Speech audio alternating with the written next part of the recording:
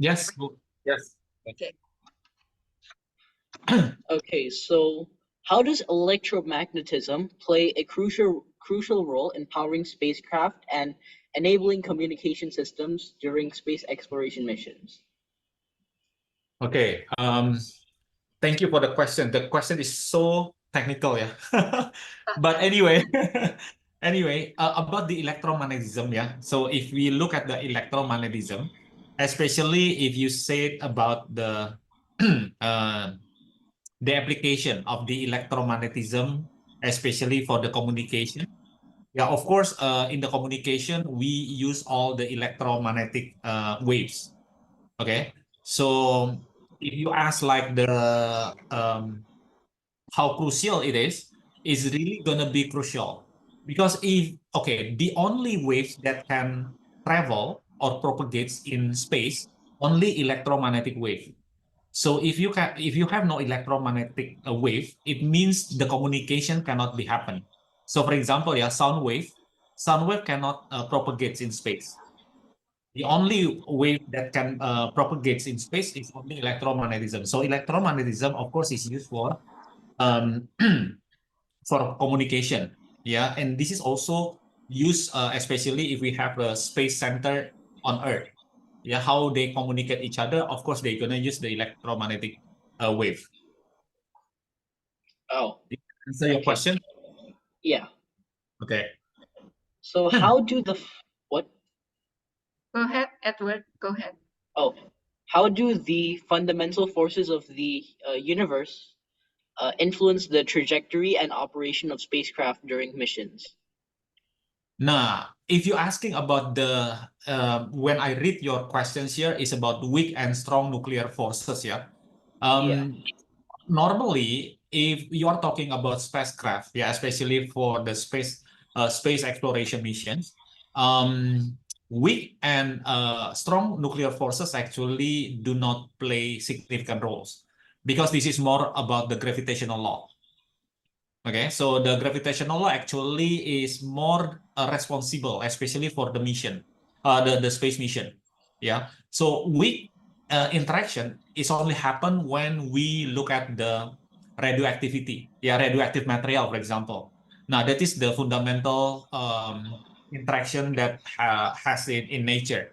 That is weak. Now strong interaction is more about when you talk about the nuclear reaction. Nah, that is the strong nuclear force. So the strong nuclear force actually happens only when the distance between two particles really close, namely 10 to the minus 15 meters.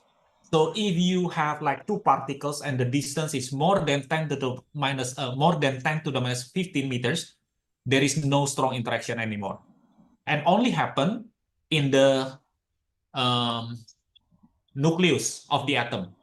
So you remember the nucleus, it consists neutron and protons, right? And you Yeah. know protons and protons actually reject it. They Made don't up of want to quarks. repel each other, right? Because positive Yeah. and positive, right? However, if you remember, the nucleus is very small.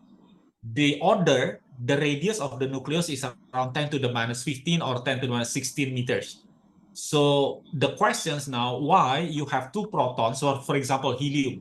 Helium, you have two protons and also two neutrons inside of the nucleus. Okay. Now the questions, why the protons actually do not repel each other? Because you know the distance between the two protons is very small, right? According to electromagnetic theory, it must compel each other, right? It must be repel each other, right? Yeah. However, in the nucleus, they are still in contact. Okay. Now, this is why you have a strong nuclear force. The strong nuclear force is coming from the neutrons.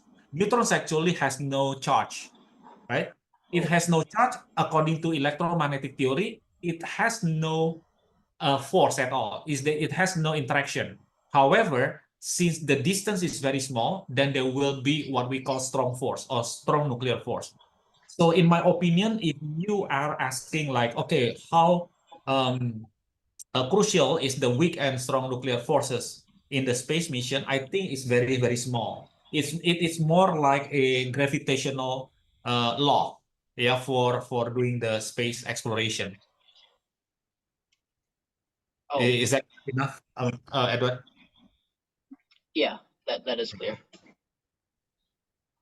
So, what role do these forces, like the forces of the universe, such as gravity and electromagnetism, play in guiding spacecraft through the celestial bodies during space exploration missions? Yeah, the one that I mentioned before, yeah, for the gravity, of course, it plays a significant role. Because as you remember, we have like four fundamental forces in this universe, right? Gravity, Yeah, and then electromagnetism, and then weak and also strong, right? strong nuclear And forces. then Yeah. if you look at the history, actually gravity or gravitational law is the one that is invented by people, okay, by Newton. Okay, why? Because we are talking about a big object. So the gravitational or gravity is actually responsible for the big object. And when we do the space mission, of course, we are dealing with a big object like planets. Yeah, which is the mass like 10 to the 20, 10 to the 30, for example, kilograms, right? So that's why I mean gravity. And very interesting, if you look at the interaction, um, gravity actually is the weakest one. Yeah, Yeah. so the weakest interaction is actually gravity. However, since gravity actually dealing with the very massive object, gigantic object, so gravity is actually plays significant role, especially for this one. Now, electromagnetism actually not in the sense that you use it for traveling, yeah, but however, for communication, electromagnetic theory, the interaction, that is the one that people use it. You know. So there are two things, of course, gravity, yeah, gravitational interaction, because when you do the space mission, you have to have enough power, especially for your spacecraft, yeah, run apa ya? It's gonna be like the space craft try to go away from the Earth. So it means that the gravity of the Earth must be less, or there is no interaction lah, the Earth and also the spacecraft. Okay, so that's why you need fuel a lot when you try to go away from the Earth. But when the spacecraft coming back, they just need a little bit fuel, and then the gravity will take the interaction. Okay, so the spacecraft anyway is gonna go into the atmosphere, and then you just need a little bit fuel, but not for when you want to depart from the Earth. And then electromagnetism, once again, this is used for the communication. Otherwise, you're gonna be alone in space because you cannot communicate, right? The only way that you can communicate using the electromagnetic interaction, which is the signal and everything. Oh, okay. So electromagnetism is the only uh it's the only wave that can travel without a medium. Yes, without medium. That's right. Oh, okay. Well, how do engineers and scientists harness knowledge of the fundamental forces of the universe to propel the spacecraft efficiently and safely during the missions? This is a very difficult question, yeah, for me, yeah, because once again, yeah, theoretically, of course, we can calculate. Yeah, however, if you're talking about the engines and everything, yeah, they're gonna have like different challenges. Okay, so there are two parts here. For the scientists, they can calculate, they can exactly um, make a trajectory. For example, your spacecraft. Okay. However, in more practical way, the engineers actually needs to calculate apa ya more precisely. Otherwise, what happen? Yeah, every time spacecraft actually space mission, yeah, the spacecraft actually has like a probability like there is a failure. So this is happening, right? For example, Challenger, yeah, Yeah, Challenger the in Challenger. 90s, yeah, 90s, 80 something. There's also just a few kilometers and then they're just blown away. Gitu ya. So there is also possibility. So that's why after they can go for a few kilometers, they are all happy. Yeah, because no one knows exactly. There is still probability. even though we know exactly theoretically. However, for engineers, of course, they have a different challenges lah. Yeah, we don't know what happened exactly gitu loh. Tapi of course they gonna calculate already, yeah, and then yeah, I can say like above 99% lah, yeah, 98% lah. They gonna succeed the mission. Yeah, and you should also be careful. There is one occasion, even for they miscalculated the units. And then when they miscalculated the units like meters and then feet, when they misconverted like, okay, from meters and then the feet, maybe they forgot, and then the mission failed. And then they spent a lot of money, yang million of dollars, and then somehow only a small mistake, the mission failed. So that's why this is a group work between engineers and scientists. Scientists responsible all the calculation, but engineers also responsible for all the machine and everything, Otherwise, they're gonna fail for the space mission. Oh, okay. So how did the Challenger fail? What was the reason?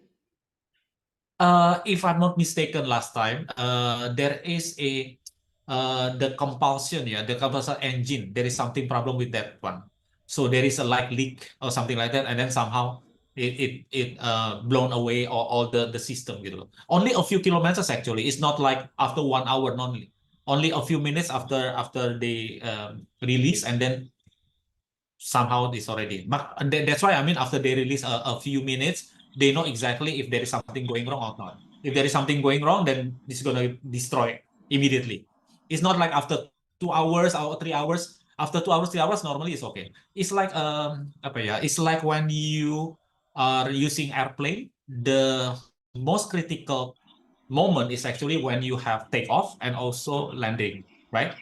Takeoff and landing is more crucial moment. Once you take off after 30 minutes, 1 hour, you are fine lah. Most probably you are fine. But after takeoff and then 15 minutes, if there is something wrong, then the airplane must be going back to the original place. Otherwise, there's gonna be accident maybe happen gitu. Unless if there is another accident, not because of the machine failure, yeah. I'm talking about like if this is machine failure, they already know after 15 minutes or 30 minutes after they fly. Yeah, if because another reason like weather or something like that, maybe it's a different story. Yeah. So it's not because of like miscalculated trajectory and things like that? No. Normally the mission fail because of the engine, yeah. If the calculation normally after they got there and then something happened. It happens also in when they have a space mission on Mars, if I'm not mistaken. So they miscalculated. So they were thinking this is this is like no one, yeah. So this is like only the spacecraft, but without human. Yeah, they were thinking that this is still far away from the land of the Mars, and somehow they miscalculated, and then it hits the Mars already. So that's why it's destroyed. They were thinking that there's still like a few hundred meters, and actually it's already very close. So that's why they hit the Mars, and then the mission failed. But the mission to Mars is actually taking months. Yeah, it's not like only a few hours or days, because Mars is quite far from the Earth. Okay. So how does our understanding of the forces of the universe, like gravity, electromagnetism, and the nuclear forces, shape the strategies and technologies employed in space exploration missions? Yeah. Okay. The one that I mentioned before also, yeah. So if you're asking about the understanding of the gravity and electromagnetism, of course, these two are more responsible for the space mission. Yeah, and then the strategy, once again, they need to find like the least fuel, especially, for example, okay, this is not like if you want to go from Earth to Mars, there is also a orbit for each, okay? So they need to calculate when is the best time, okay, to launch the space mission to Mars, for example. Even when the launching time is not like directly to Mars. Normally, they also need to calculate, maybe from from Earth to Mars, they need to go to here first and then make a new orbit. And then after a certain distance close to Mars, and then they put another trajectory to Mars. So it's not directly, do not thinking like, oh, this is Mars, this is, sorry, this is Earth, this is Mars, and then you go directly to there. No, it's sometimes like, it's like a spiral like this, and then follow the orbit, a new orbit, and then Mars also move. And then which one is the closest one, they need to launch to Mars. So that's why they need to really calculate. And then because this is also related to the fuel that they need to bring from the Earth, right? Otherwise, if you have less fuel, so it means that the mission also gonna fail, meaning that the spacecraft will not go over there, right? So that's why they need to really calculate, make the trajectory. Now, this is related to all gravity. Electromagnetism more or less just for the communication. You have to look at like okay, this is really on the path, on the trajectory that we already predict, for example. Yeah, because they need to use a communication still, even though there is no people inside, but they need still communication. They can control from the Earth. Oh yeah. So, how feasible is the concept of the Skyhook, which is a proposed space infrastructure designed to rotate in orbit for launching spacecraft to distant destinations? Yeah, a lot of model, especially if you look at the new material, people talking about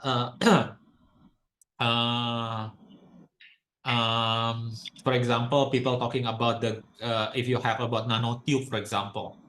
Okay, nanotube, people predict that, oh, nanotube is the very strongest material, but it's very light. And then is it possible to make a lift from here to the space using a nanotube, Oh, the space This is elevator. Yeah, it's like that. Okay, so this is still theoretically kali ya. So in practical, this is still a big challenge, especially.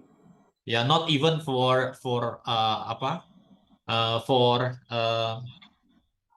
the spacecraft here.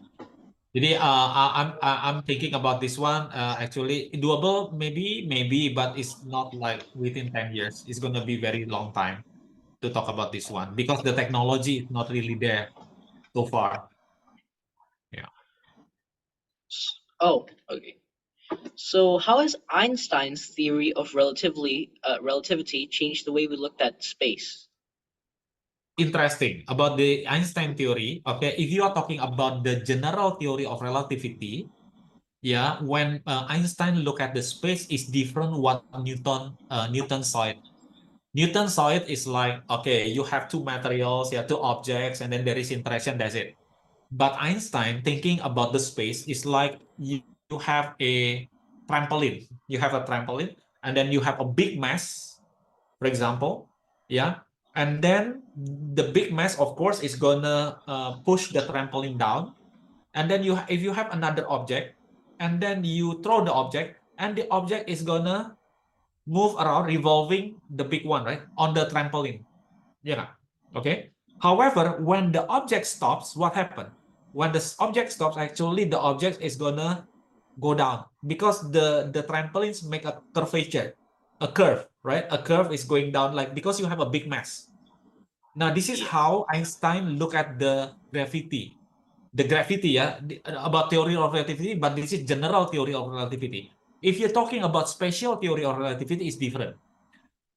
When people talking about Einstein theory of relativity, looking at the space, they are talking about general relativity, not the space, the spatial relativity. The spatial relativity is not talking about the space, but is more talking about the relative motion between two objects and the time dilation. Now, Einstein also proposed space-time. Time is just another coordinate system, another dimension, I can call it. I can call it as another dimension. So in the old days, people talking about space and time. Space and time are not related to each other. Space has a dimension itself, and then time also has a dimension, its own dimension. However, in Einstein theory of relativity, space and time is the same. It's like another dimension. So that's why people believe now is the 4-dimension. Space, 3-dimension, X, Y, Z, and then another one is time. This is now people not talking about space and time, but people talking about space-time. So space-time dimension, space-time dimension, meaning time is just another dimension. Now, maybe you're asking, is there any experimental proof about this theory? Now, if you're asking about the experimental proof, of course, yeah, but not talking about the space mission. Yeah, we are talking about a very small object. So, for example, the cosmic particles from the outer space. You know that the sun actually produce a lot of different types of cosmic particles. Muon, if you have heard about that one. Pion, okay, everything is gonna be like produced by the sun, yeah, because in the sun there is a nuclear reaction. Okay, so it produces a lot of different cosmic particles. The cosmic particles actually has a very short lifetime, meaning, for example, 10 to the minus 5 second, meaning after 10 to the minus 5 second, it's going to disappear, okay, because the lifetime is very short. However, for the cosmic particles, since they are moving with the speed of light, yeah, speed of light is very fast, then according to Einstein, they're going to prolong the lifetime. So the lifetime, this is what we call special theory of relativity. If you're talking about the general theory of relativity, we are talking about the curvature. Okay, so that's why nih ya, light can be bended. If you have a light, and then if you have a very big object, the light will be bended. Why? Because it has interaction, and the light also has mass. Because according to Einstein, light is a photon. If you have heard about photons, Yeah. it's a particle. It's not a wave. Okay, I cannot say it's not a wave, but according to Newton's, wave is a light is a wave. According to Einstein, light is a particle. Which one is the correct one? Both of them are correct. So that's why people now believe light is actually is a duality of wave and particle. Jadi at the same at a certain point, light is a wave. It can be proven experimentally because wave can be diffracted, can be refracted, can be reflected. Okay. Now at the same time, light also can be as a particle. What is the experiment? Photoelectric effect. Now, photoelectric effect, this is the one that proves light is a particle. And then Einstein can explain this experiment. So that's why Einstein got Nobel Prize because of this. Einstein didn't get Nobel Prize in theory of relativity. Yeah, he only got Nobel Prize only one. Yeah, only one, and then it's coming from because he can explain the theory of the result of the experiment of photoelectric effect. That's saying that light is a particle. Gitu. Oh, Maybe too much can information. Let me yeah. know if you have any questions. Yeah. But can particles be diffracted as well? This is also another story. So according to particle and wave, actually they have a different characteristic. Yeah, particles is not supposed to be diffracted, or particles cannot supposed to be diffracted and then refracted, cannot, or interference even, or polarization cannot. Sorry, not polarization, diffracted and then also refracted. Okay, cannot. For example, marbles. Marbles is a particle, cannot be diffracted. What is diffraction? Diffraction is actually is a bending of the wave because of a small gap. It's because of small gap. Jadi if you have a big marble, for example, you have a gap. The gap is only 1 millimeter, but the marble is like 5 millimeters. Of course, the marble cannot pass through the gap, right? Because the gap is very small, but the marble is actually big, right? Yeah. Yeah. Nah, if you are talking about wave can be diffracted because of small gap. And if and in reality, if you want to diffract light, the size of the gap must be very, very small. If you have a big gap, actually the light will not be diffracted. Nah, you're asking about, is it possible particles actually is diffracted? Yes, for electrons. So that's why now there is a wave properties of particles. Electrons eventually can be diffracted. Yeah, electrons, protons, neutrons can be diffracted. Experimentally is proven. For example, if you heard about, let's say, have you heard about